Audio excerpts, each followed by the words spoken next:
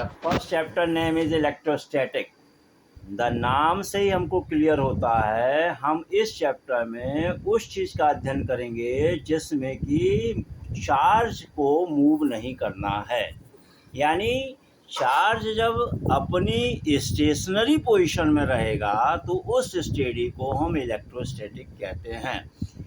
यानी चार्ज का कहीं भी मूव न करना और स्थिर एक ही पोजीशन में बने रहना इलेक्ट्रोस्टैटिक कहलाता है।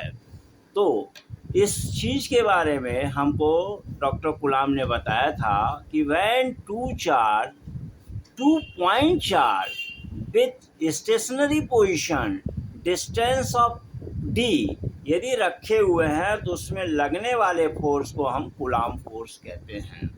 यहाँ पर कूलाम फोर्स डिपेंड किस पे कर रहा है? जो आवेश रखे गए हैं, जो चार्ज रखे गए हैं और उनके बीच की दूरी के बीच में डिपेंड कर रहा है। यदि चार्ज की दूरी हम बढ़ा देंगे तो लगने वाला फोर्स कम हो जाएगा, यदि चार्ज की दूरी हम कम कर देंगे तो लगने वाला फोर्स ज़्यादा हो जाएगा। मीन्स पहला इक्वेशन जो यहाँ बनता है F equal to Q1 and Q2, Q1 and Q2 is known as point charge. And दूसरा इक्वेशन बनता है F equal to inversely proportional to 1/d। d means distance between point charge. When the equation 1 and equation 2 combine make a one formula means F is equal to directly proportional to Q1 and Q2 upon R square. Very clear. When the sign of ये अनुक्रमानुपाती का जब हम sign हटाते हैं तो इससे एक static constant का डेवलपमेंट होता है, कांस्टेंट जनरेट होती है जिसको डाइलेक्ट्रिक कांस्टेंट कहते हैं। इसको हम K से प्रदर्शित करते हैं।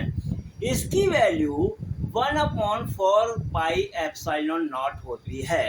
यहाँ एक नया शब्द आया है epsilon naught. Epsilon not means the permeability of the medium.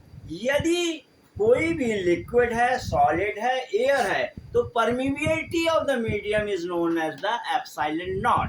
Epsilon naught की वैल्यू फॉर एयर एयर में सबसे ज़्यादा कम है वो है 1। यहाँ यदि हम 1/4 पाई एप्सिलॉन नॉट को हटा के न्यूमेरिकल वैल्यू इसकी रखते हैं तो 9 × 10⁹ आता है। यानी इक्वेशन में हम जब इसको रखेंगे तो क्लियर हो जाएगा 1 F equal to 9 × 10⁹ Q1 Q2 upon R square.